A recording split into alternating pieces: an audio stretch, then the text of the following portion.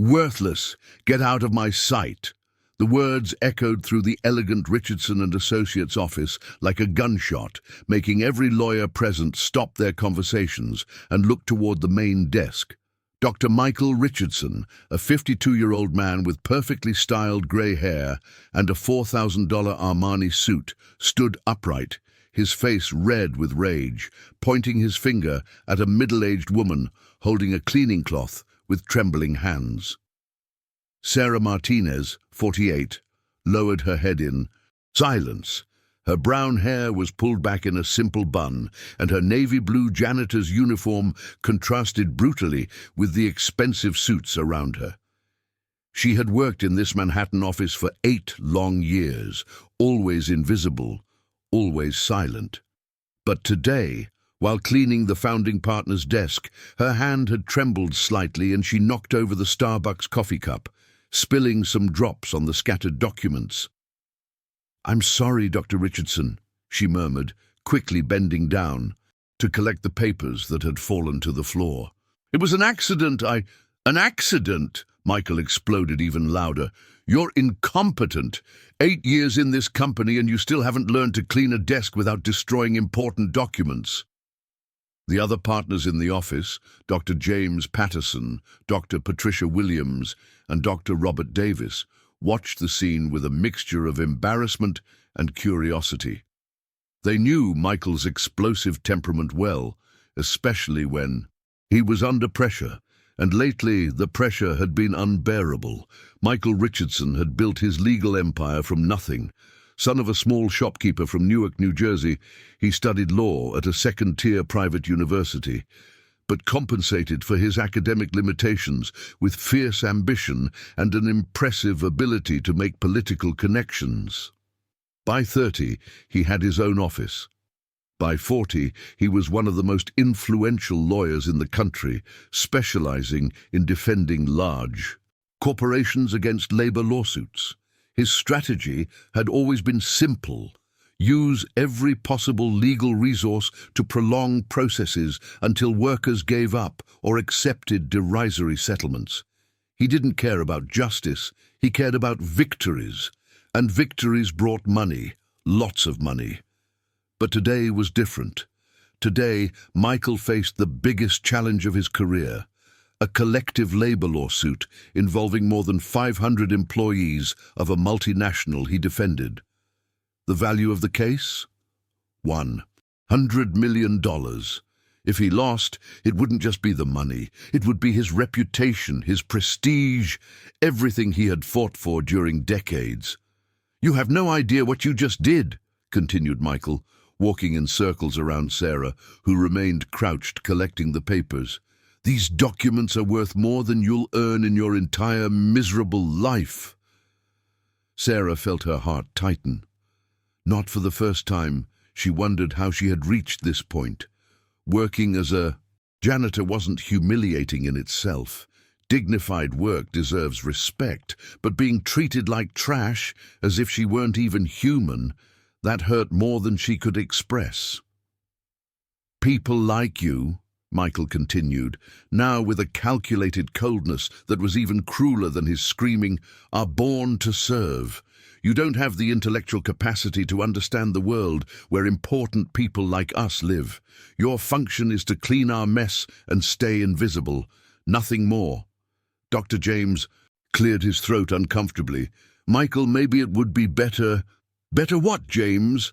Michael turned to his colleague. "That I be gentle with someone who costs me money? This incompetent woman may have ruined documents we need for tomorrow's trial." Sarah finished collecting the papers and stood up slowly. For a brief moment, their eyes met. He expected to see tears, humiliation, the broken look of someone who accepts their inferiority. But what he saw was something different, a spark of something he couldn't identify: intelligence, determination, knowledge. The moment lasted only a second before Sarah lowered her eyes again. "Excuse me," she said in a low voice, picking up her cleaning materials. "I'll finish cleaning later." "No!" Michael slammed his hand on the table. You'll finish now, and next time, if you can't do your job right, you can look for another job, because here only competent people stay." Sarah nodded silently and continued her work, while Michael returned to his leather chair, still huffing with anger. He didn't notice how she organized the documents with unusual care, nor how her eyes quickly scanned the content of the scattered papers. If he had noticed, maybe Michael Richardson would have realized he was dealing with someone much more dangerous than he imagined. 2 hours later, Michael was at the bar of the Manhattan Business Club, an exclusive environment located on the top floor of a commercial building on Wall Street. The place was frequented only by New York's economic elite, businessmen, renowned lawyers, influential politicians. It was there that the city's real business was closed, away from curious eyes and inconvenient recordings. Michael was on his third double whiskey of the afternoon, still reliving the episode with the janitor for his table companions. Around him, seated in genuine leather armchairs, were some of the most powerful men in the country. "You guys should have seen the creature's face," Michael laughed, swirling his glass. 8 years cleaning my office and she still hasn't learned not to touch important documents. People like that irritate me deeply." Richard Thompson, CEO of one of the country's largest construction companies, laughed. "Michael, you've always been too patient with these subordinate employees. I don't even let them clean my office when I'm present. Can't stand the smell of them." "Exactly," agreed Frank Miller, owner of a supermarket chain. "Poor people have a characteristic odor. Have you guys noticed? It's like poverty sticks to their skin. Must be from the cheap food they eat." Michael nodded vigorously. These comments made him feel superior, part of a select group that understood the true divisions of society. For him, the world was divided into two simple categories: those who command and those who obey, the intelligent and the stupid, the important and the disposable. "The problem," continued Michael, "is that these people don't know their place. In the old days, a maid knew she was a maid. A janitor knew he was a janitor. Nowadays, they watch television and think they're equal to us." Dr. Augustus Hayes, a retired judge who now worked as a legal consultant, shook his head in agreement. "It's the democratization of information, Michael. They gave internet access to people who don't have the capacity to process complex information. Result, they think they understand everything. Intellectual capacity is genetic, my friends," declared Michael with the authority of someone who never questioned his own limitations. "I came from a poor family, but I always knew I was different. I had something more. That's why I got where I got. Now that janitor, well, if she were intelligent, she wouldn't be cleaning bathrooms at 50 years old."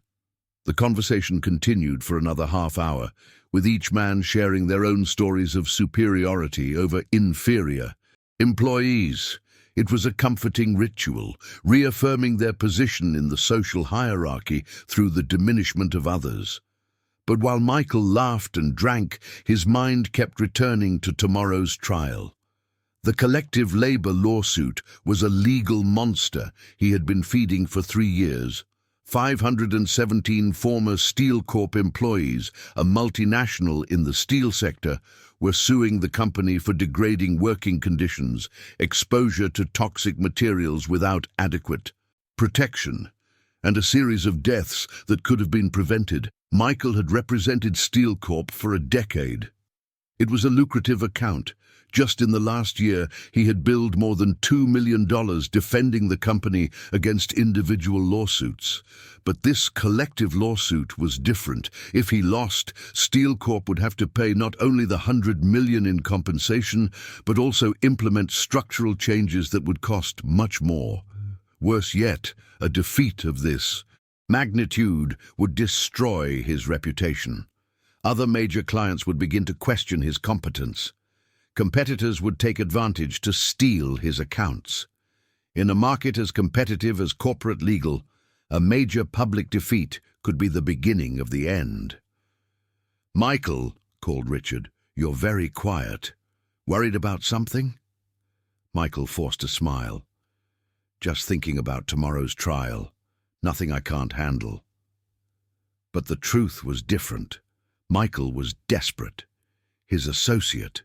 Lawyers had reviewed the case dozens of times, but couldn't find a solid legal loophole. The evidence against Steel Corp was overwhelming. Internal company documents proved that management knew the risks and chose to ignore them to save money. Michael's only hope was to convince the judge to accept a desperate procedural maneuver, claiming citation flaws to nullify the entire process. It was a desperate move, with little chance of success, but it was all he had. Returning to the office. At 6 p.m., Michael passed by the room where Sarah was finishing cleaning. She was with her back turned, organizing some legal books on the shelf. He stopped for a moment, observing her. "Still here, worthless?" he murmured in a low voice, but loud enough for her to hear. Sarah didn't turn around, but Michael saw her shoulders tense slightly. Satisfied with yet another small demonstration of power, Michael continued to his office. He didn't notice that Sarah had stopped cleaning and was reading attentively the title of one of the books she was organizing, Labor Procedures, Updated Jurisprudence. Nor did he notice the small smile that crossed her face. 6:30 a.m. the next morning. Michael's phone rang insistently, pulling him from a restless sleep. He had spent the night reviewing the case files, desperately searching for some procedural flaw he could exploit. "Hello," he answered with a hoarse voice. "Dr. Richardson, sorry to wake you so early." It was Emma, his personal secretary, and her tone was barely disguised panic. "We have a serious problem. Dr. Williams had a heart attack during the night."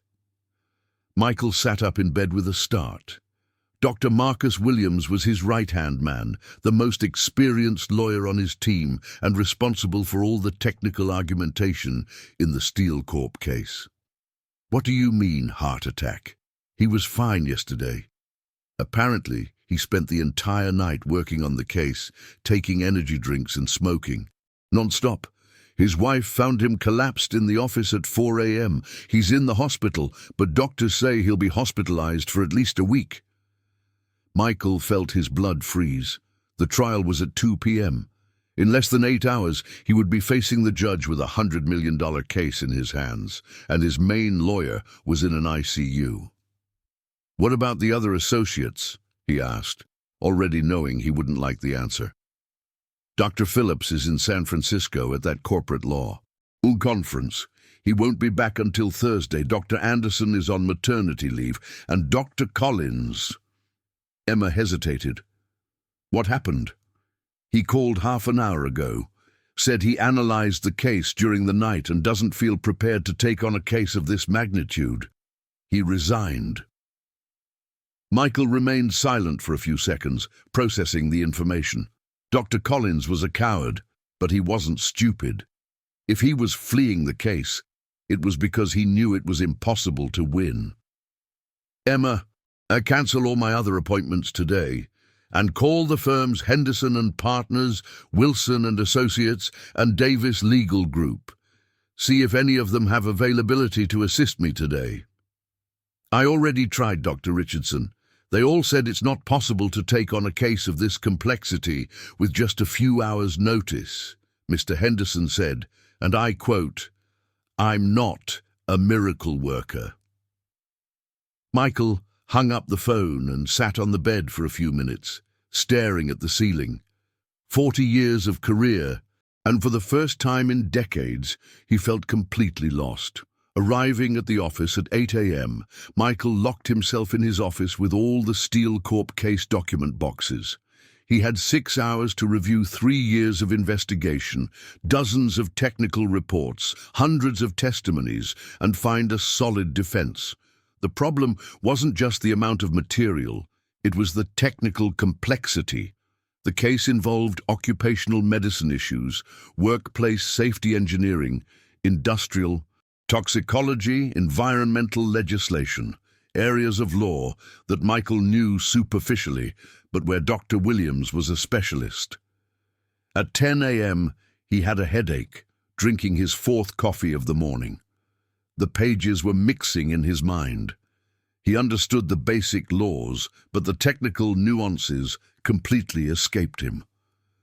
At 11:30 a.m., Michael picked up the phone and personally called his most influential contacts, judges he knew socially, appellate court justices he played golf with, competing lawyers who owed him favors. Everyone said the same thing. It was impossible to get qualified help with so little time. Noon. Michael was sweating cold. In 2 hours, he would enter the most important courtroom of his career completely unprepared. It wasn't just a matter of money. It was his reputation, his future, everything. He opened another document box and began leafing through the medical reports. Pneumoconiosis associated with prolonged asbestos exposure, advanced stage, silicosis, occupational pulmonary carcinoma. They were technical terms he could barely pronounce, let alone use in his defense. That's when he heard a discreet knock on the door. "Come in," he said without looking up from the papers. It was Sarah, pushing a cleaning cart. "Sorry, Dr. Richardson, I just came to collect the trash and—" "Get out of here!" Michael exploded. "Can't you see I'm working? I have more important things to do than put up with your presence." Sarah stopped in, the middle of the room, observing the chaos of documents scattered everywhere. Michael was visibly desperate.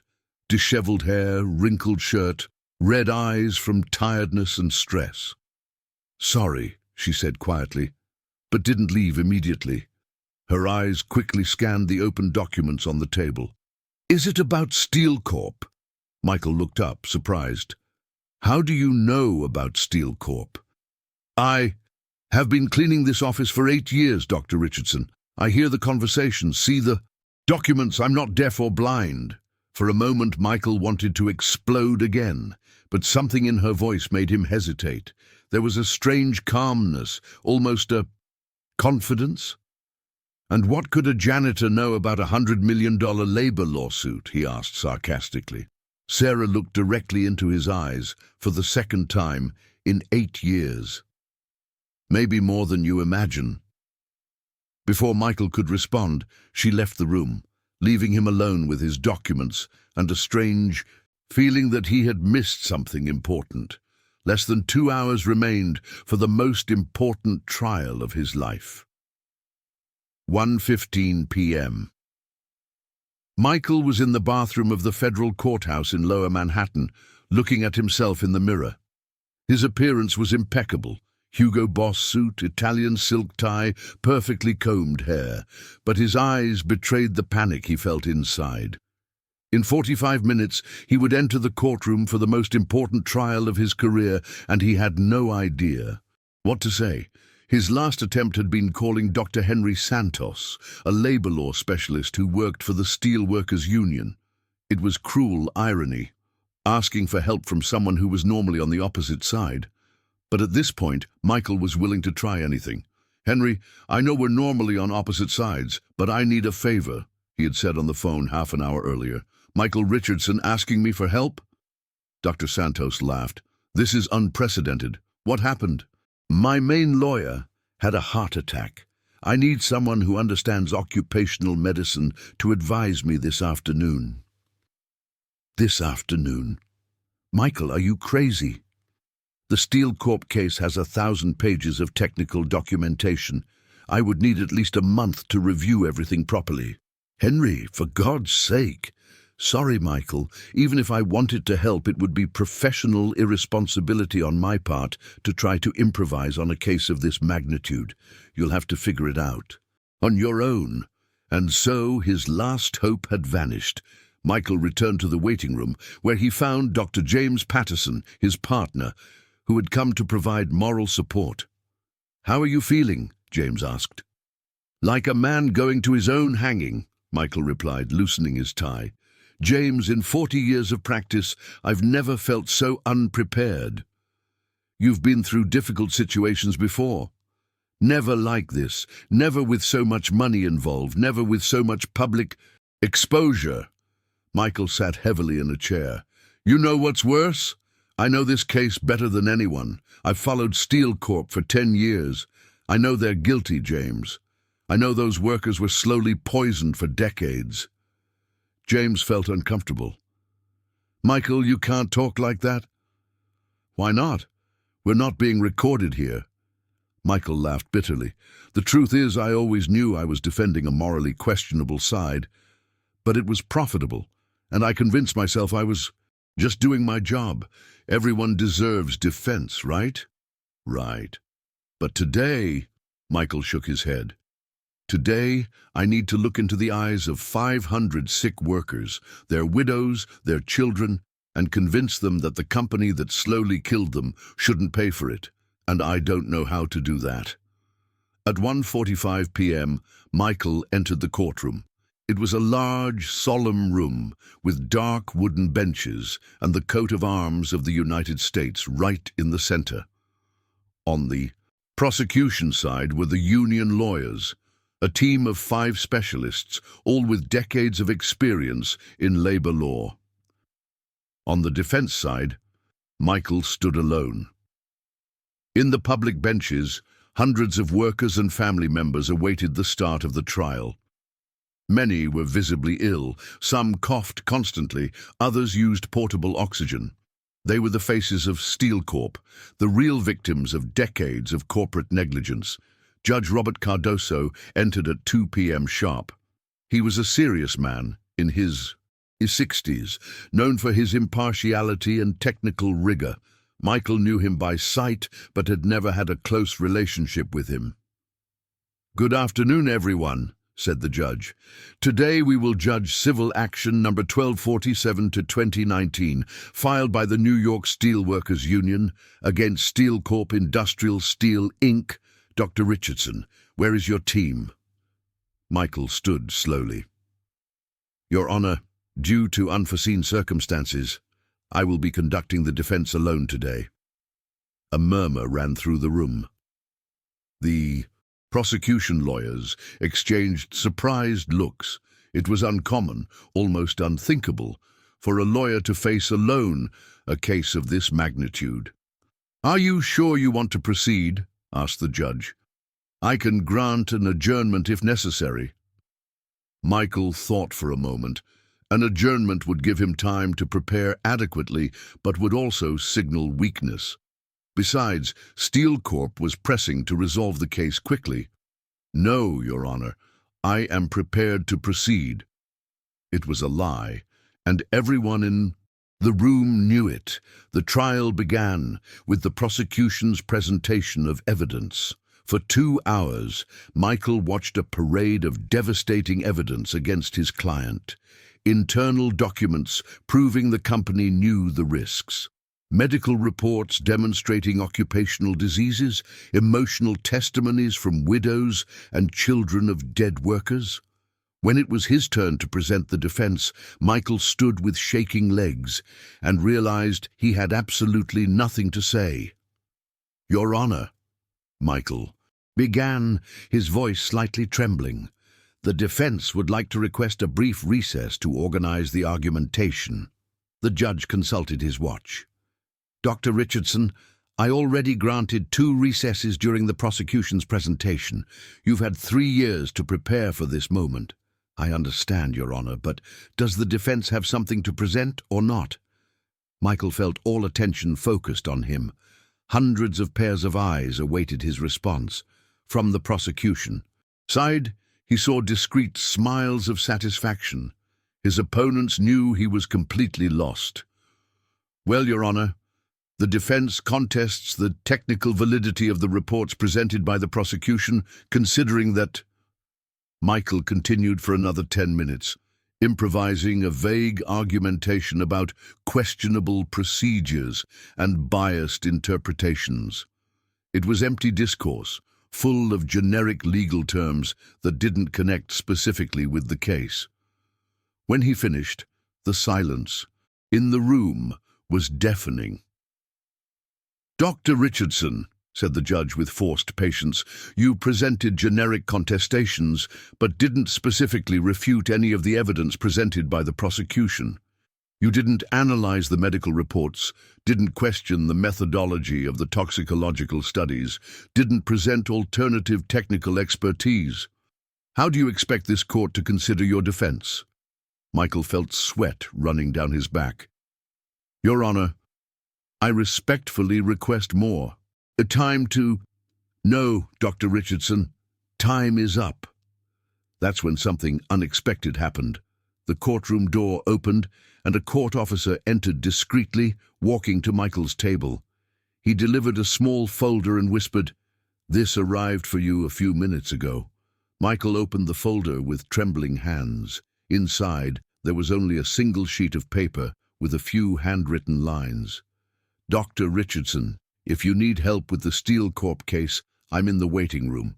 SM. Michael looked at the paper for a few seconds, confused. SM?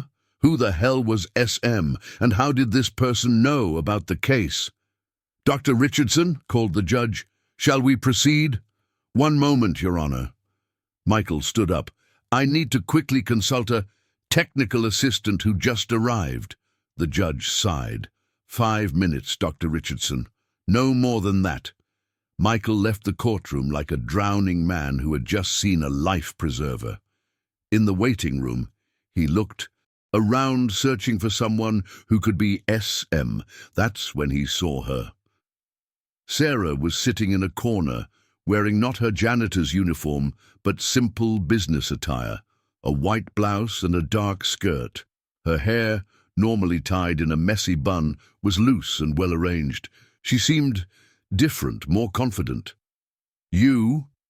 Michael couldn't hide his surprise. You wrote this? Sarah stood up calmly. You said you had more important things to do than put up with my presence. But now it seems you need help. Help? You're a janitor. How could you help me with $100 million lawsuit? Sarah smiled, a smile Michael had never seen before. It wasn't the submissive, frightened smile of the janitor he humiliated daily. It was the smile of someone who knew exactly what they were talking about. Dr. Richardson, you're losing this case because you don't understand the technical part. Pneumoconiosis, silicosis, occupational carcinoma. They're just words to you, aren't they? Michael was shocked. How do you know those terms? Because unlike what you think, I'm not stupid. Sarah opened a folder she carried with her. I read all the documents that fell from your table yesterday. I analyzed the medical reports that were scattered in your office, and I can tell you exactly where Steel Corp's defense is failing. Michael looked at her as if he were seeing a ghost. You understand labor law. I understand some things. Impossible. You've been cleaning bathrooms for 8 years. Sarah laughed softly. Dr. Richardson, during all these years, while you treated me like furniture, I heard your conversations. I saw your documents. I learned more about corporate law cleaning your office than many lawyers learn in college. Michael felt a mixture of desperation and curiosity. 5 minutes ago, he was facing the biggest defeat of his career. Now, a janitor was offering him technical help? It was absurd. It was impossible. But it was also his only hope. Even if you understand something, he said slowly, you can't enter the courtroom. You're not a lawyer. I don't need to enter. I can give you the information right here. Sarah consulted her watch. You have 3 minutes to decide. Accept my help or go back in there and lose the case alone. Michael stared at her for a few seconds. His whole life he had built his identity around intellectual superiority. He was the intelligent one. She was the stupid one. He was the boss. She was the employee. Accepting help from her would mean admitting that maybe his worldview was wrong. But it would also mean not losing $100 million. What do you want in return? He asked coldly. Sarah looked at him with an expression he couldn't interpret. For now, nothing. Just the chance to prove that people like me aren't as worthless as you think. Michael hesitated for a few more seconds.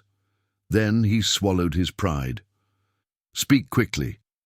"The problem with your defense," Sarah began quickly, "is that you're trying to deny scientifically proven facts. That will never work with this judge. So what do you suggest?" "Strategy change. Don't deny that the workers got sick. Accept that as fact. But question Steel Corp's legal responsibility based on the safety standards of the time." Michael frowned. "I don't understand. Asbestos exposure legislation has changed dramatically in the last 20 years. What was considered acceptable in 1995 is a crime today. You need to argue that Steel Corp followed the legal standards in effect at the time of the exposures." Michael felt a spark of hope. It was an intelligent argument, and he had never thought of it. "Continue." "More importantly," Sarah opened her folder and showed some notes, "there's a procedural flaw in the prosecution that nobody noticed." "What flaw?" "Look at the medical reports.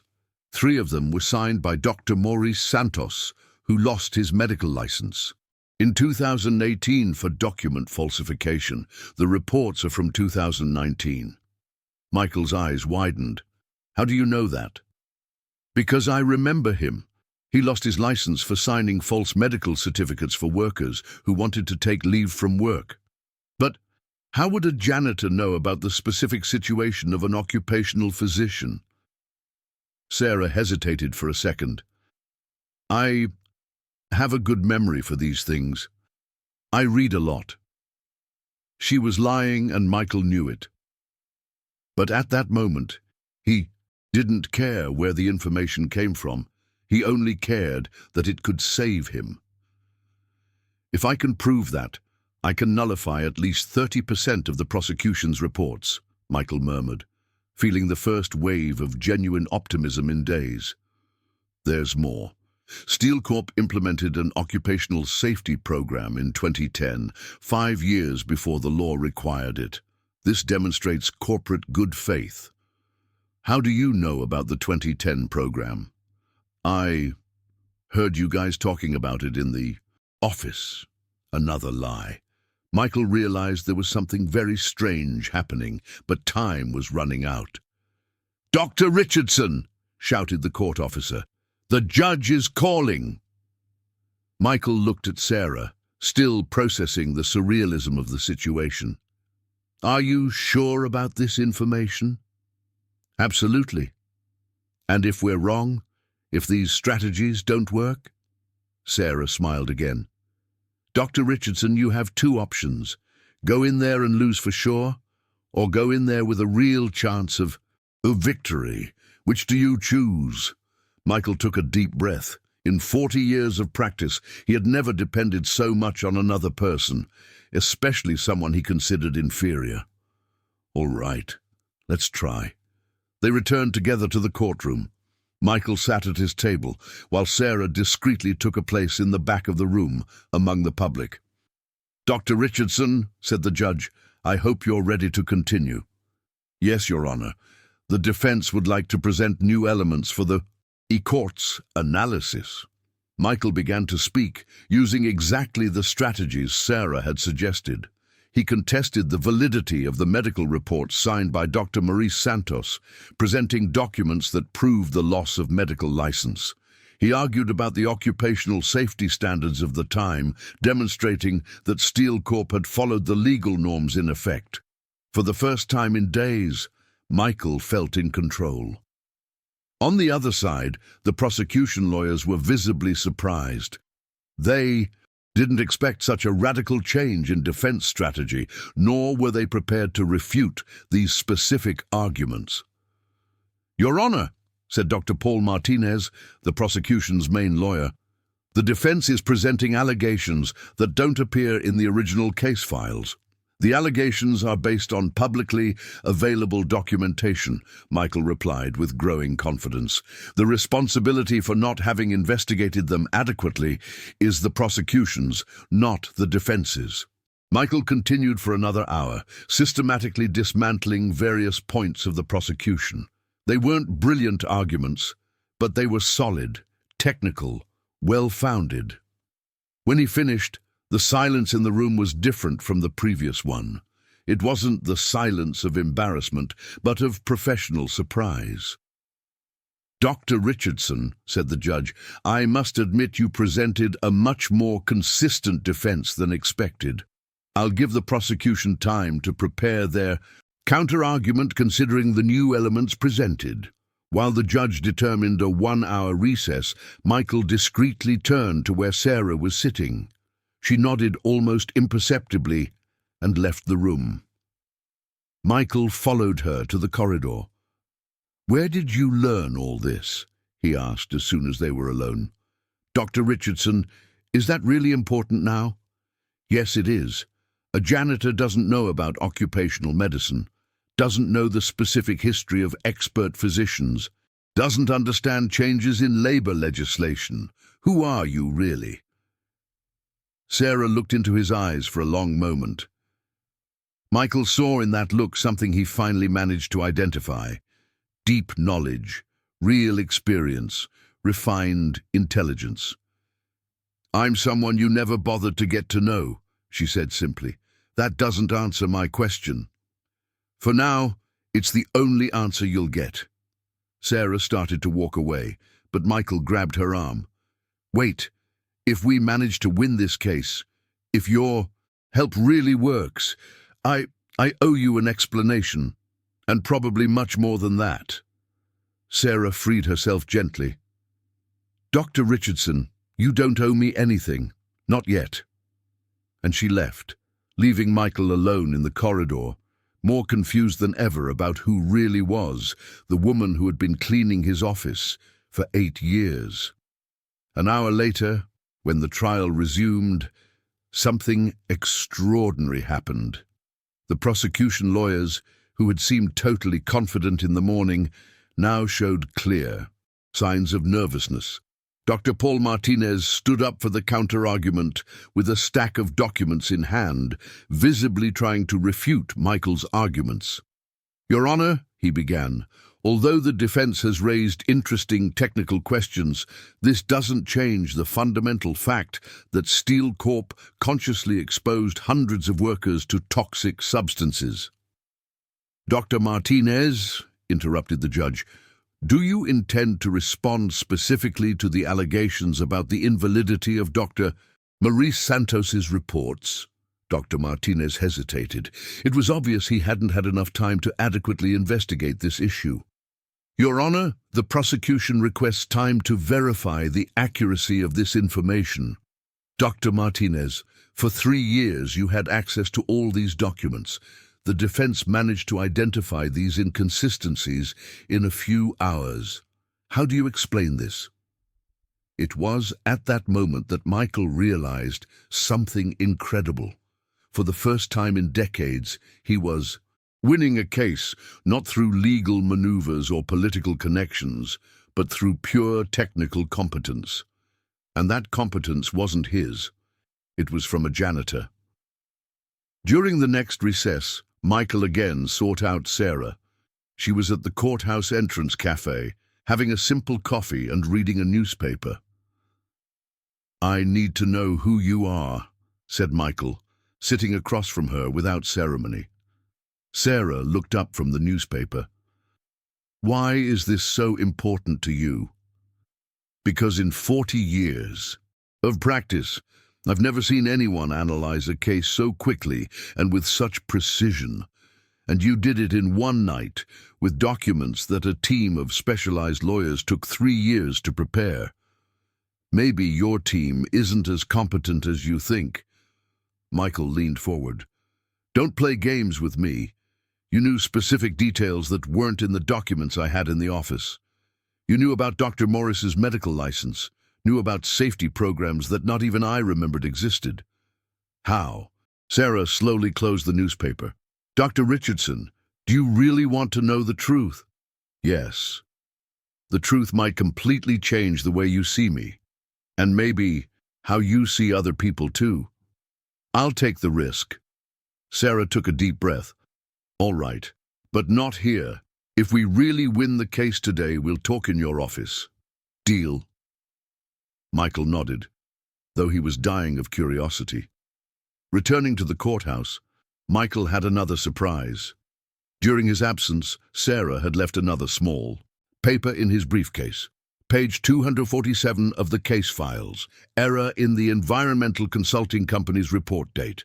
They dated the document as March 2015, but cite a law that was only approved in September 2015. Michael quickly searched for page 247. There it was, exactly as Sarah had described, a chronological error that invalidated completely one of the prosecution's most important reports. How had she discovered this? And more importantly, when had she had access to the complete case files? The afternoon session was a disaster for the prosecution. One by one, Michael demolished the technical pillars of the case. It wasn't just that he was well prepared. It was as if he knew exactly where each weakness was hidden. "Dr. Martinez," said Michael during his final argument, "the prosecution built their entire case on questionable reports, incorrect chronologies, and biased interpretations of the legislation in effect at the time of the facts. This court cannot condemn a company for not following laws that didn't yet exist." The judge took extensive notes during Michael's entire presentation. It was evident that the arguments were being taken seriously. "Furthermore," continued Michael now with total confidence, "Steel Corp voluntarily implemented occupational safety programs years before any legal requirement, demonstrating good faith and corporate responsibility. The workers who developed occupational diseases were victims of the industrial standards of the time, not of specific company negligence." When Michael finished, the silence in the room was complete. Even the families of the workers who had arrived expecting an easy victory seemed less confident. Dr. Martinez attempted a desperate final argument, but it was obvious he had lost control of the case. His argument sounded vague and generic compared to Michael's technical precision. "Your Honor," said Dr. Martinez, "regardless of the technical issues raised by the defense, we cannot ignore the real human suffering caused by the company." "Dr. Martinez," interrupted the judge firmly, "this court judges based on evidence and application of the law, not on emotional appeals. If the prosecution cannot prove specific legal responsibility of the defendant, there's no basis for condemnation." It was at that moment that Michael was certain he was winning, but he also knew that the victory wasn't his. It belonged to a woman he had humiliated and despised for 8 years, and who was now saving his career. The judge scheduled the next session for the following week, when he would give his final sentence. But everyone in the room knew what the result would be. While the courthouse emptied, Michael searched for Sarah in the crowd. She was near the exit, discreetly talking to a younger woman that Michael didn't recognize. When she saw him approaching, she said goodbye to the woman and walked toward him. "Well," she said with a small smile, "it looks like you won't lose $100 million. Sarah," Michael called her by name for the first time in 8 years, "I need to know who you really are. We agreed we'd talk in the office if we won, remember?" "Technically, we haven't won yet." Sarah laughed. "Dr. Richardson, you just completely dismantled the prosecution's case. Victory is a matter of formality." Michael looked into her eyes. "Why did you help me? After all these years of humiliation, why did you save my career?" Sarah became serious. "Because, Dr. Richardson, some battles aren't about revenge. They're about justice. And today, curiously, justice was on your side." "I don't understand." "You will. See you at the office tomorrow morning. We have a lot to talk about." And for the third time that day, Sarah walked away, leaving Michael with more questions than answers. But one thing he knew for sure: his life had changed forever. The next morning, Michael arrived at the office. At 7 a.m., 2 hours before normal time. He had barely slept, replaying all the events of the previous day. Part of him still couldn't believe what had happened. At 8 a.m. sharp, Sarah arrived. But she wasn't wearing her janitor's uniform. She wore an elegant navy blue suit, genuine leather shoes, and carried an executive leather briefcase. Her hair was impeccably arranged in a professional chignon. Michael almost didn't recognize her. "Good morning, Dr. Richardson," she said, entering his office with the confidence of someone who belonged in that environment. "Who are you?" was the first thing that came out of his mouth. Sarah sat in the chair across from Michael's desk, a chair that in 8 years of work as a janitor she had never used. "My real name is Dr. Sarah Martinez," she said calmly. "I'm a labor law specialist lawyer, graduated from Harvard Law School, postgraduate in labor law from Columbia University, master's in Social Security law from Georgetown." University. Michael felt like he had been punched in the stomach. "Lawyer?" he repeated, incredulous. "For 15 years, I was founding partner of Martinez and Associates, one of the largest labor law specialists in the country. I represented more than 10,000 workers in actions against large corporations. I won awards from the American Bar Association for professional excellence. I gave lectures at universities. I published 3 books on occupational medicine." Michael was in complete shock. "Impossible. You work as a janitor." "For 8 years, yes. But how? Why?" Sarah opened her briefcase and took out a thick dossier. "In 2016, I discovered a corruption scheme involving the company Richardson and Associates." Michael paled. "What? False documents, witness bribery, fraudulent agreements with companies to harm workers. Everything very well organized, very discreet. When I tried to report it, I discovered the scheme went much further. It involved judges, appellate court justices, politicians. Sarah, I never... You knew, Dr. Richardson." Sarah opened the dossier and showed various photographs, documents, recordings. "I have proof of at least 12 cases where you directly participated in procedural fraud." Michael looked at the documents and felt his blood freeze. They were evidence that could not only destroy his career, but send him to prison. "When I tried to make this public," continued Sarah, "I was systematically persecuted. My clients were threatened and gave up their cases. My partners were coerced into expelling me from the partnership. Judges began rejecting all my petitions without analysis. My 16-year-old daughter was followed at school. Sarah, in 6 months, I lost everything. Office, house, savings, reputation. I had to sell even my diplomas to pay the bills. My daughter developed severe anxiety from the constant threats." Michael was stunned.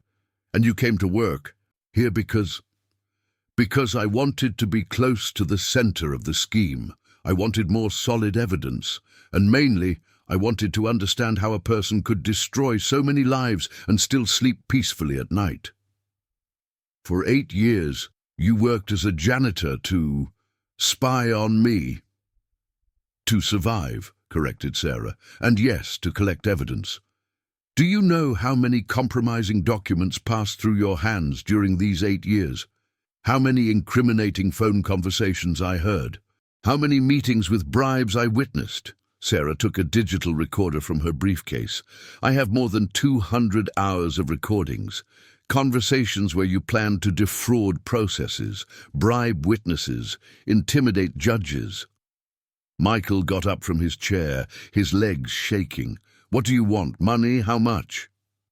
Sarah laughed, a bitter laugh. "Dr. Richardson, for 8 years you humiliated me daily. You called me stupid, incompetent, worthless. You said people like me were born to serve people like you. Sarah, do you know what was the most ironic part of all this?" Sarah also stood up, walking to the window. "During all these years collecting your evidence, I specialized even more in labor law. I studied all your cases, analyzed all your strategies. I knew in depth every scheme you guys set up. That's why you could help me yesterday. Dr. Richardson, I didn't help you yesterday." Sarah turned to him with a cold smile. "I saved you. Yesterday, there's a huge difference. Michael sat down again, completely devastated. And now, are you going to report me? Are you going to destroy me like I destroyed you? Sarah returned to her chair, crossed her legs elegantly, and stared directly at him. That depends entirely on you, Dr. Richardson. Depends on me how? You have a choice to make, and the decision you make in the next few minutes will determine whether you leave this room as a free man or as a future prisoner. Michael felt his mouth go dry. What choice? First option, I make all this evidence public. You lose your license, are arrested for racketeering and active corruption, and spend the next 10 to 15 years in jail.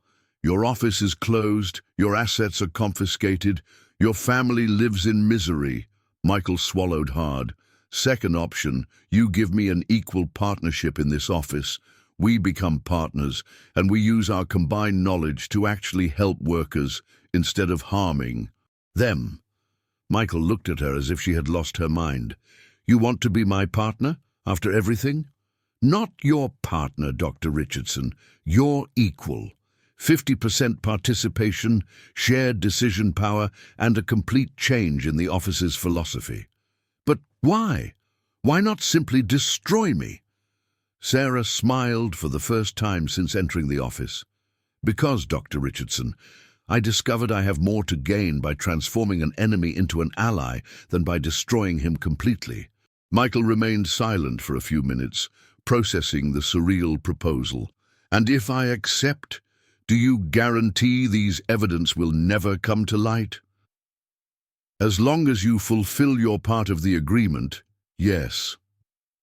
Michael looked at the woman who for 8 years he had treated like human trash and who was now offering him a second chance.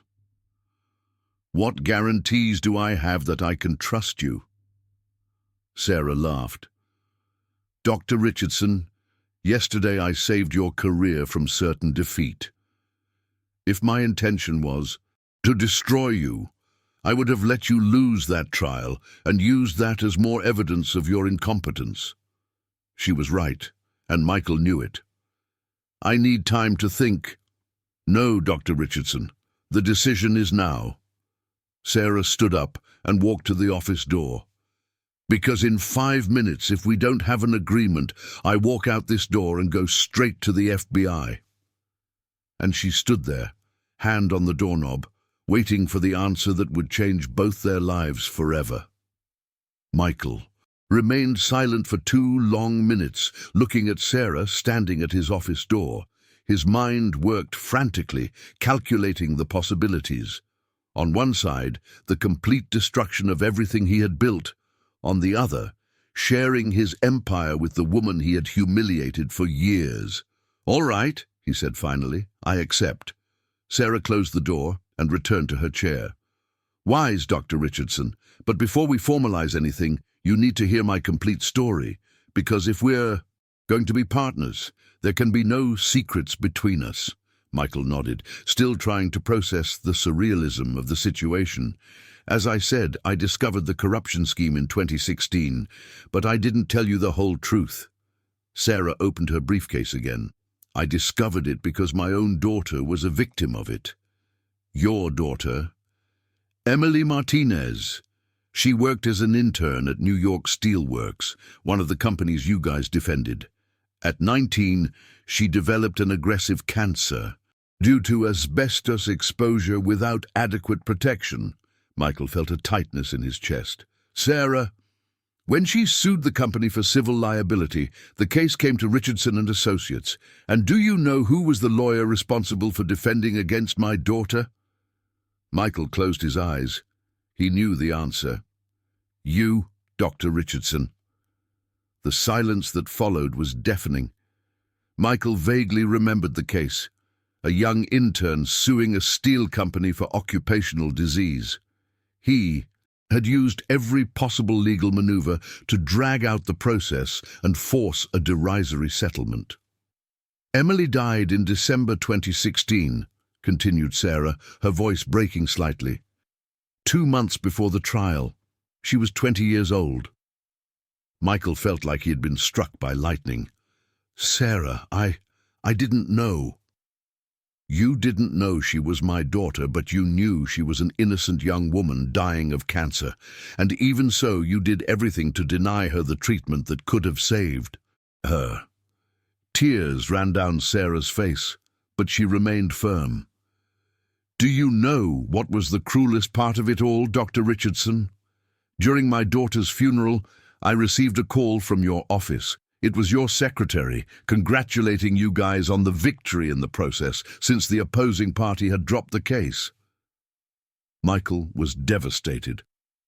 Sarah, I didn't know. If I had known. Known what? That the intern who was dying was another lawyer's daughter. Would that have changed anything? Michael remained silent. The truth was that it probably wouldn't have changed anything. For him, clients were numbers, processes were games, and human suffering was just an obstacle to victory. It was at that moment, continued Sarah, that I decided to dedicate my life to discovering the full extent of corruption in the system. Emily couldn't be saved, but maybe I could prevent other families from going through the same thing.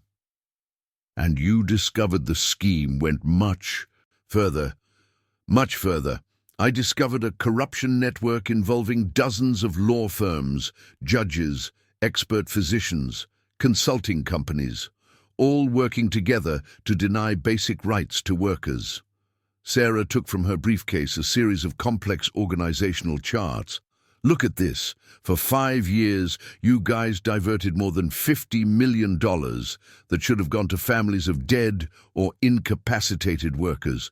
50 million, Dr. Richardson. Michael looked at the documents and recognized several names. His clients, judges he knew socially, physicians he recommended for expert evaluations. When I tried to report this in 2017, continued Sarah, I discovered the corruption reached even the Department of Justice. My complaint was lost in the system. The prosecutors I approached began treating me as a lawyer, disturbed by her daughter's death. And then I understood I needed a different strategy. It wasn't enough to have evidence. I needed to completely understand how the system worked, who all the players were, how they communicated. That's why you came to work here. Exactly. Richardson and Associates was the center of the operation. If I could work here, I would be invisible enough to document everything. Michael shook his head, impressed with her dedication. 8 years as a janitor. It must have been humiliating, painful, revolting. Sarah laughed bitterly. Dr. Richardson, every day I cleaned the office of the man who denied medical treatment to my daughter. Every day, I heard you guys laughing about workers who had lost children, husbands, wives. Sarah, but you know what was worse? Realizing that you guys really believed you were superior. It wasn't just greed. You genuinely thought workers were subhuman who didn't deserve dignity. Michael lowered his head. You're right. We lost our humanity along the way. During these 8 years, Dr. Richardson, I saw you humiliate dozens of employees. I saw you laugh at destroyed families. I saw you celebrate victories that meant orphaned children and widows in misery. Sarah stood up and walked to the window, observing the city movement below. But I also saw something else. I saw you work 18 hours a day. I saw you obsessively study every aspect of each case. I saw you have nightmares about lost processes. Michael looked up, surprised. You are many bad things, Dr. Richardson, but you're not lazy or incompetent. If all that dedication were channeled to help people instead of harming them, do you think I can change? Sarah turned to him. Dr. Richardson, yesterday you were desperate enough to accept help from a worthless janitor. That tells me there's still humanity somewhere in there. And what happens now? Now we start building something new. But first, you need to know one last thing. Michael looked at her apprehensively.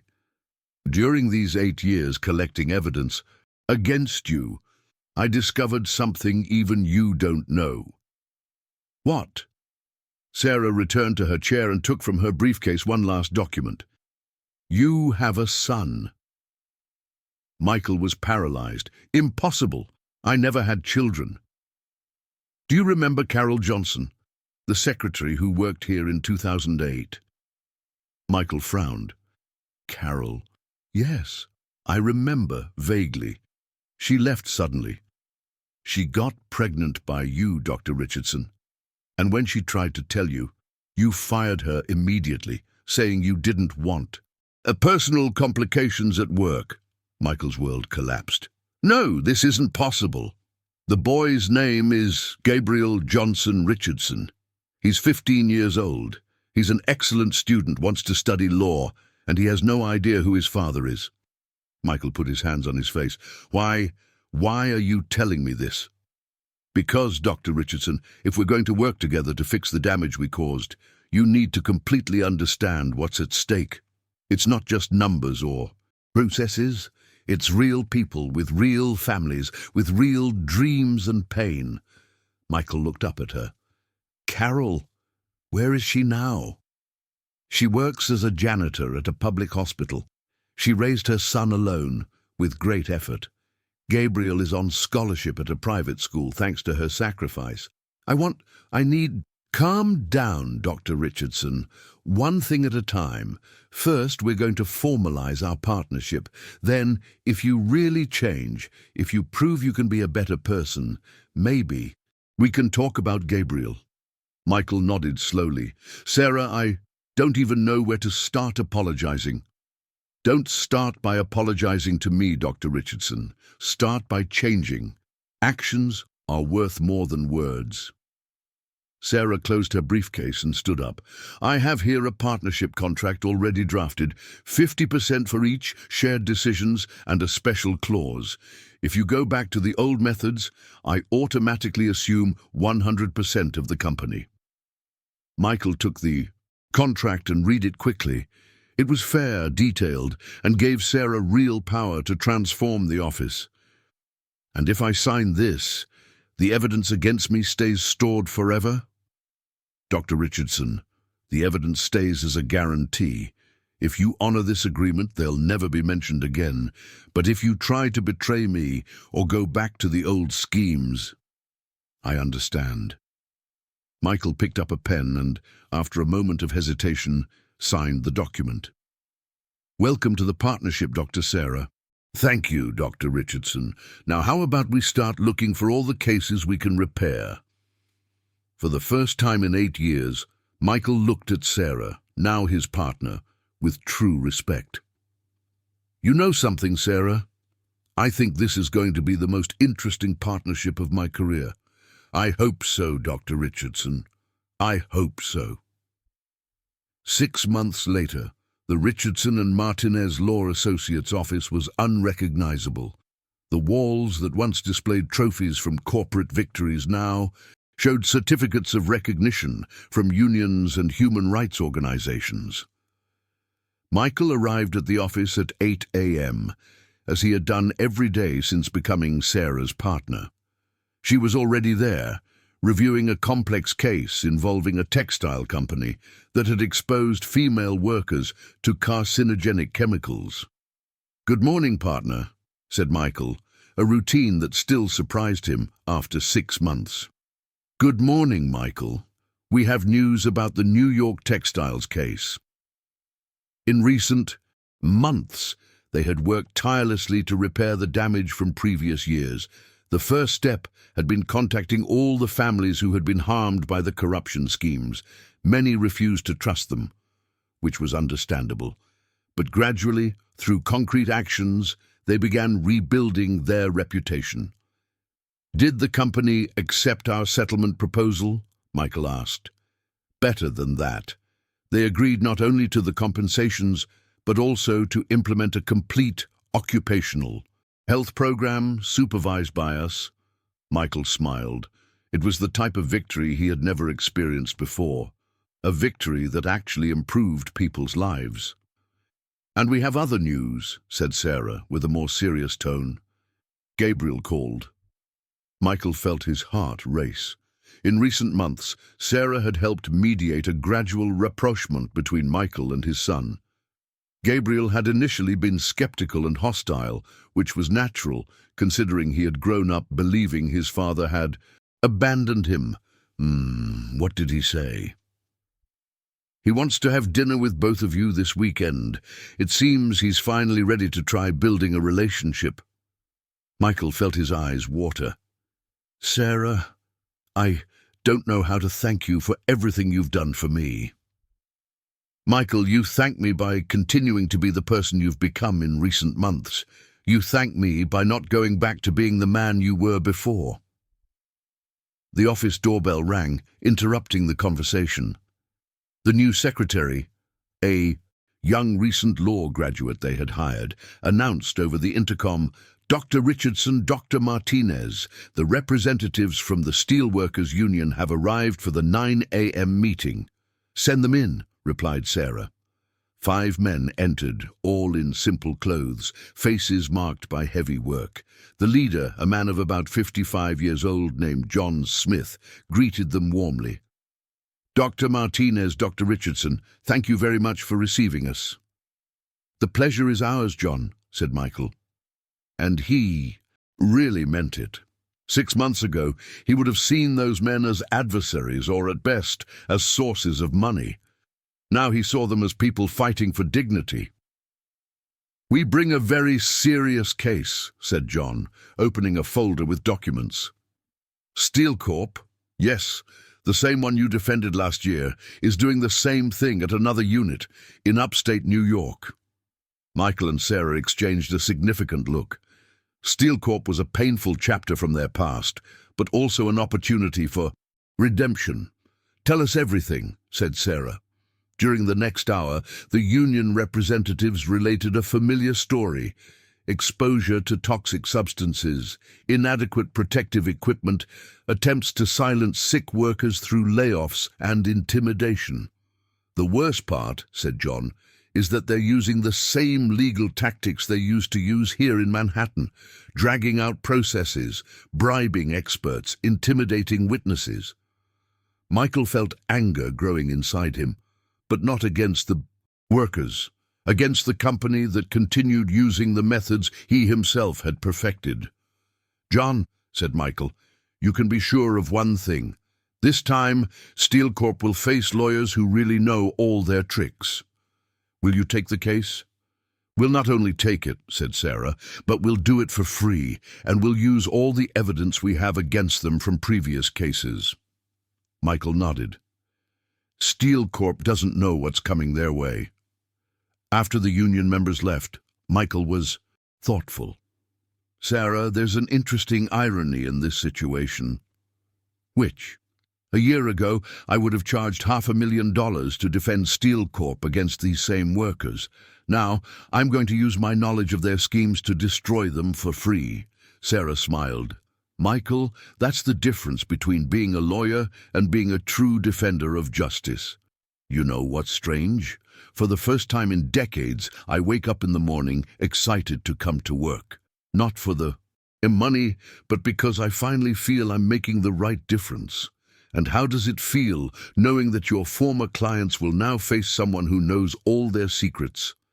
Michael laughed, a genuine laugh, without the cruelty it used to have. Honestly, I feel like I'm finally on the right side of history. The phone rang. It was a journalist wanting to interview the unlikely duo that was transforming labor law in New York. Dr. Martinez, said the journalist, is it true that you've achieved $50 million in compensation for workers in the last 6 months? It's true, replied Sarah, but the most important thing isn't the amount. It's that we managed to change safety policies in more than 200 companies. And Dr. Richardson, how does it feel working on the other side after decades defending corporations? Michael thought for a moment. I feel like I finally found my true calling. I discovered it's much more rewarding to save lives than to save profits. When they hung up, Sarah looked at Michael with pride. You know, Michael, when I started this plan 8 years ago, my intention was to destroy you completely. And why didn't you? Because I realized that transforming a person is more powerful than destroying them. And today, seeing the man you've become, I know I made the right decision. Michael nodded, feeling deep gratitude. Sarah, you didn't just save my career, you saved my soul. 1 year after the office transformation, when everything seemed to be going perfectly, came the phone call that would change everything. Michael was at home, having dinner for the first time with Gabriel, his son, when his cell phone rang. It was Sarah, and her tone was loaded with tension. "Michael, you need to come to the office immediately." "What happened?" "I can't talk over the phone. Come now." Michael apologized to Gabriel and Carol, promising to continue the dinner another time. 20 minutes later, he was at the office, where he found Sarah visibly shaken. "Sarah, what's happening?" She showed him a copy of a judicial petition. "Steel Corp is suing us for breach of attorney-client confidentiality, misuse of privileged information, and racketeering." Michael felt his blood freeze. "What do you mean?" "They discovered you used information from old cases to harm them in new processes. They're alleging we violated professional secrecy." Michael quickly read the petition. It was a devastating document with 200 pages of detailed accusations. "Worse yet," continued Sarah, "they have evidence. Recordings, documents, witnesses. Someone from inside our office is leaking information to them." "Impossible. Our team is totally trustworthy." "Michael, they know about conversations we had in closed rooms, just the two of us. Someone very close is betraying us." Michael sat heavily. After a year of constant victories, of rebuilding his reputation, of regaining his son's respect, everything was crumbling again. What's the penalty if we're convicted? Loss of license to practice law, prison for up to 10 years, confiscation of all office assets, and worse, all the cases we won could be annulled. Hundreds of families would lose their compensations. Michael put his head in his hands. "Sarah, I can't let this happen. These families can't pay for our mistakes." "There's a way to solve this," said Sarah hesitantly. "What?" "Steel Corp offered a deal. They withdraw all accusations if what? If you take full responsibility, renounce practicing law, and I go back to their side. They want to hire me as main lawyer to reverse all the victories we achieved." Michael was shocked. "They want you to help them destroy everything we built." "It's exactly that, and they offered $10 million for my conversion." Michael stood up and began pacing back and forth. "This is pure blackmail." "It is. But it's also our only chance to protect the families we helped." At that moment, the secretary entered the room, visibly nervous. "Dr. Martinez, Dr. Richardson, there's someone here to see you." "Who?" "Dr. Augustus Hayes." Michael immediately recognized the name. Dr. Hayes was the retired judge who frequented the business club, one of the men who participated in the arrogant conversations about worker inferiority. "Have him come in," said Sarah. Dr. Hayes entered with a petulant smile on his face. He was a 70-year-old man, elegant, with an aura of authority that came from decades in judicial power. "Sarah, Michael, what an unpleasant surprise." "Augustus," said Michael coldly, "what do you want here?" "I came to make Steel Corp's final offer. An offer you can't refuse." Dr. Hayes sat without being invited and crossed his legs comfortably. "Michael, you were always ambitious, but never stupid. You must understand that this war against corporations is impossible to win." "It's not a war." "Augustus, it's justice," Dr. Hayes laughed. "Justice? Michael, you destroyed hundreds of workers for decades. Now you want to redeem yourself by saving a few dozen? That's not justice, it's hypocrisy." "People can change," said Sarah. "Ah, the famous Dr. Sarah Martinez." Dr. Hayes turned to her, the brilliant lawyer who lost everything because of her little daughter's death. It must have been very painful to discover that your own incompetence contributed to her death. Sarah paled. What did you say? You didn't know? Dr. Hayes smiled cruelly. Your daughter didn't die just from asbestos exposure. She died because you took 6 months to sue the company. If you had acted immediately, she would have gotten medical treatment in time. That's not true, said Sarah with a trembling voice. It is. I have here the original medical reports. Dr. Hayes took some documents from his briefcase. The oncologist said clearly, if treatment had started 6 months earlier, the chances of cure would have been 80%. You wasted time building a perfect case while your daughter slowly died. Sarah stood up, her legs shaking. Michael saw she was about to faint. Get out of here, said Michael, furious. Get out now. Calm down, Michael. I'm just sharing the truth. Dr. Hayes continued mercilessly. Sarah, you blame Michael for Emily's death, but the truth is it was your own obsession with revenge that killed your daughter. Enough, shouted Michael, advancing toward Dr. Hayes. Michael, stop. Dr. Hayes stood up without losing composure. Violence won't solve your problems, but my proposal can. What proposal? Steel Corp is willing to forget everything. You can keep the office, keep all the cases won, keep the family's compensations. You just need to stop attacking corporations and return to the correct side. And in return, Michael goes back to defending companies. Sarah quietly retires from law practice, and you never mention the corruption schemes from the past again. And if we refuse, then tomorrow you'll both be arrested. All cases will be annulled. The families will lose everything, and the truth about Emily's death will become public. Dr. Hayes walked to the door. You have until tomorrow at 6 p.m. to decide. Choose wisely. After he left, Sarah and Michael remained silent for long minutes. Sarah, said Michael softly. He was lying. You did everything you could for your daughter. Sarah looked up, full of tears. What if he's right? What if I really could have saved Emily? Sarah, you can't blame yourself for...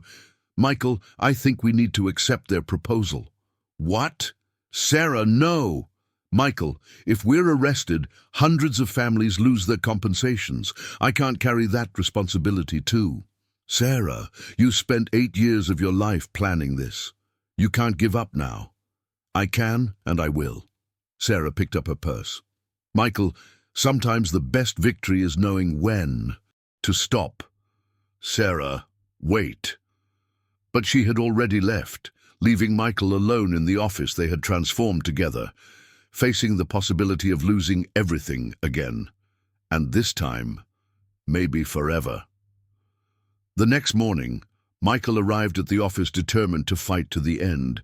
He had spent the entire night thinking and reached a conclusion.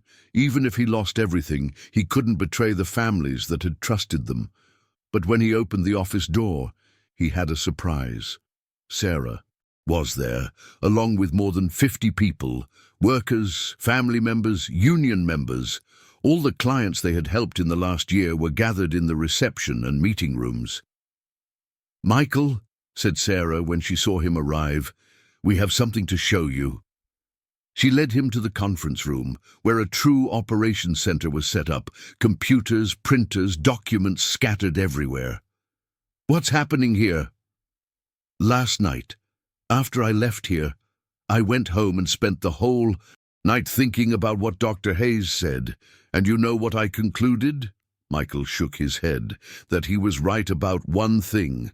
I really did delay in suing the company where Emily worked, but not due to incompetence or obsession with a perfect case. Then why?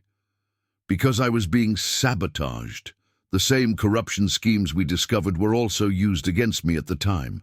Doctors were bribed to delay the diagnosis. Reports were falsified. The process was deliberately delayed. Michael felt anger growing inside him. They killed your daughter to protect the scheme.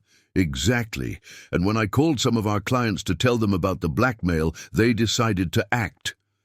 John Smith from the Steelworkers Union approached them. Dr. Richardson, Dr. Martinez, you saved our families. Now it's our turn to save you. How? We spent the night investigating Dr. Augustus Hayes and discovered many interesting things. A middle-aged woman approached. Michael recognized her. She was Maria Santos, widow of a worker who had died from chemical exposure. Dr. Richardson, my brother-in-law works at the registry office where Dr. Hayes registers his properties. We discovered he has 17 properties registered under shell companies. Properties bought with money from corruption schemes, complimented John. Another man approached, Carlos Mendez, former Steel Corp employee. Dr. Martinez, I worked for 15 years in Steel Corp's legal department. I kept copies of many compromising documents, including recordings of meetings where Dr. Hayes received bribes directly from executives. Sarah and Michael looked at each other surprised. Carlos, why didn't you ever report this? Because I was afraid. But after you helped me get my compensation for occupational disease, I decided it was time to give back. During the next 2 hours, Michael and Sarah watched an incredible spectacle. Dozens of people they had helped brought information, documents, evidence, testimonies. Together, these evidences painted a devastating picture of the corruption network and placed Dr. Hayes right at the center of everything. This is enough to bring down the entire operation, said Sarah, analyzing the documents. But we still have the blackmail problem, reminded Michael, if we don't accept the proposal by 6 p.m. That's when Gabriel, Michael's son, entered the room. He was wearing a simple suit and carrying a briefcase. Gabriel, what are you doing here? Dad, when you left yesterday's dinner, I realized something serious was happening, so I decided to investigate. Michael was surprised. Investigate what? Dr. Augustus Hayes. Gabriel opened his briefcase. Dad, you forgot I want to study law. I spent the whole night researching about him on the internet. Gabriel took from his briefcase a series of printouts from websites and digital documents. Dr. Hayes was removed from the judiciary in 2018 for suspicion of corruption, but managed to retire before the conclusion of the disciplinary process. How did you discover this? It's all in the public files of the federal judiciary. Anyone can access it. Gabriel smiled. Besides, I discovered he has arrest warrants pending in 3 states for tax evasion. Sarah laughed for the first time in 2 days.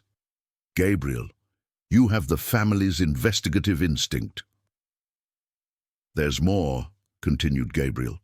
Dr. Hayes legally cannot represent Steel Corp because he lost his law license. Any agreement made through him would be null. Michael looked at his son with genuine pride. Gabriel, it means their blackmail has no legal value whatsoever.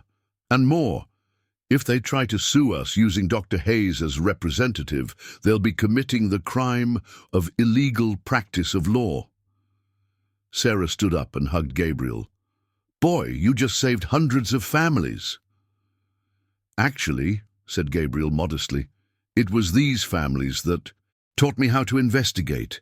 I spent the morning talking to all of them, learning how you work. Michael felt deep emotion. In 1 year, he had gained a son, a partner, a new career, and now a true extended family of people who genuinely cared about each other. At 5:30 p.m., half an hour before Dr. Hayes' final deadline, Michael and Sarah were at Steel Corp headquarters door with a delegation of 50 people and 3 journalists. Dr. Hayes received them in the reception, clearly confident. So, what was the decision? Our decision, said Sarah, is this. She handed him a 300-page petition. Formal complaint against you and Steel Corp for racketeering, active and passive corruption, manslaughter, and 17 other related crimes. Dr. Hayes opened the document and paled, seeing the amount of evidence. You can't. We can and we will, said Michael. And Dr. Hayes, since you lost your law license, any attempt to represent us legally will constitute the crime of illegal practice of the profession. Impossible. I didn't lose. Gabriel approached and showed him the federal judiciary documents. You did, sir. In March 2018. Dr. Hayes looked around and saw the journalists filming, the workers witnessing, the overwhelming amount of evidence against him. Finally, he looked at Michael and Sarah. Do you really think you can change the system? You're just two people. No, said Sarah, pointing to the crowd around them. We're hundreds, and we're just getting started. 2 years later, Michael was in his new house, a simple house in a middle-class neighborhood, very different from the mansion where he lived before. But it was a house full of life, love, purpose. Gabriel, now 17, was in the living room studying for law school entrance exams. Carol was in the kitchen preparing dinner, and Sarah arrived from work, bringing good news about another judicial victory. How was the trial? Asked Michael. Dr.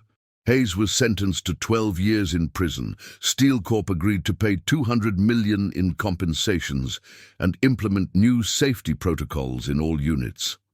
Michael smiled. And the office? We've grown to 20 lawyers, all specialists in workers' rights.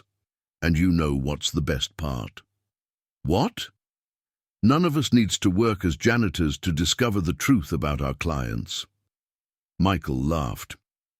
Sarah, can I ask you a question I always wanted to ask? Sure. Did you really forgive me? After everything I did to you, to your daughter, to so many other people?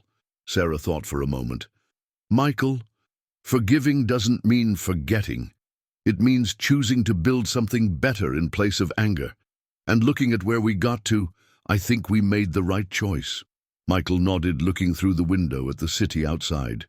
You know what's funny? When I humiliated you every day, I thought I was demonstrating my superiority. But the truth is, you were always superior to me in everything that really matters. Courage, intelligence, character, compassion. Michael, superiority isn't about being better than others.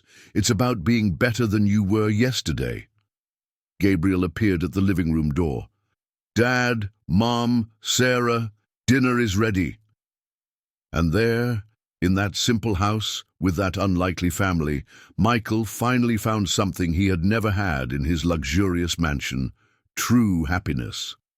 The story of the janitor who humiliated the arrogant boss had transformed into the story of two people who discovered that the greatest victory is not defeating the enemy, it's transforming him into family.